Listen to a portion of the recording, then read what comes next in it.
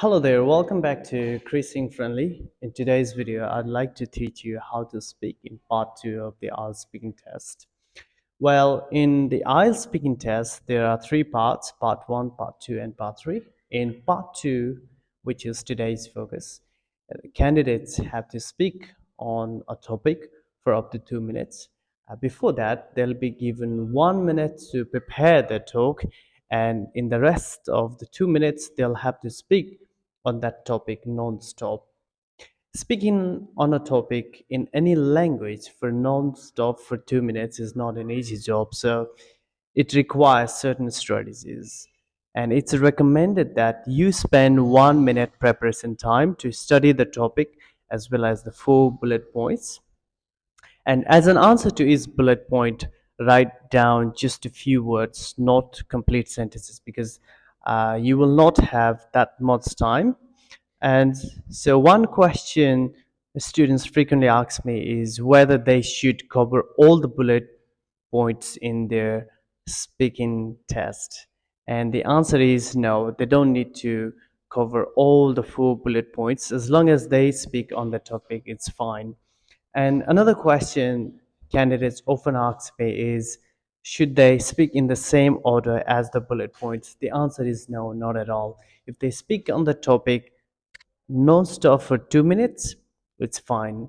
And it's recommended that you spend at least 20 seconds expanding each bullet point. That way, you'll be able to speak for at least 1.5 minutes or for 2 minutes, up to 2 minutes, so that the examiner may have to stop you to speak.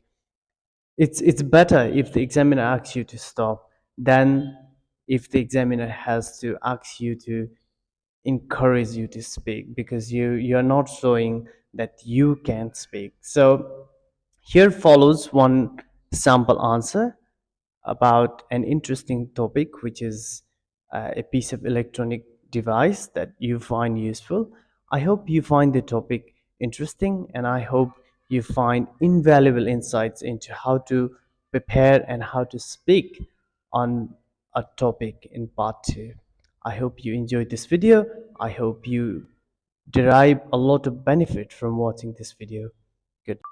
Talk about my iPhone 15 Pro Max, which is the latest iPhone in the iPhone series, which I bought a couple of weeks ago. Ever since I've had it, I found it quite useful for a number of reasons. It's the natural titanium iPhone, and it looks fantastic because it's surrounded by natural titanium, and I find it useful for cinematography and photography.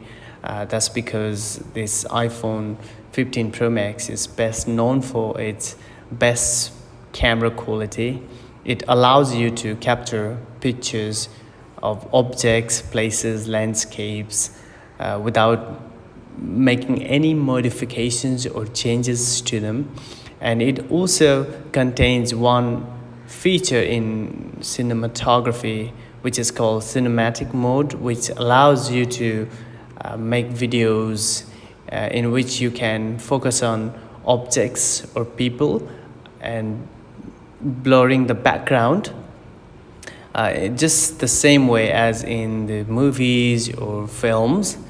And on top of that, I also find this smartphone iPhone quite useful in my study for my study purpose, because it's got much larger display, and it's got a crystal clear display which makes reading comfortable for your eyes. Your eyes do not need much strain. And on top of that, I enjoy watching videos on this smartphone iPhone. That's because it's got much larger display and it's got the best acoustic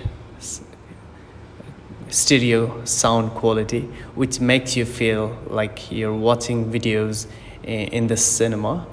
So to put it in a nutshell, ever since I've had iPhone 15 Pro Max, I've always found it useful for a number of reasons, as it's got the best picture quality, best cinematic experience. So I found this iPhone to be the best iPhone I've ever had.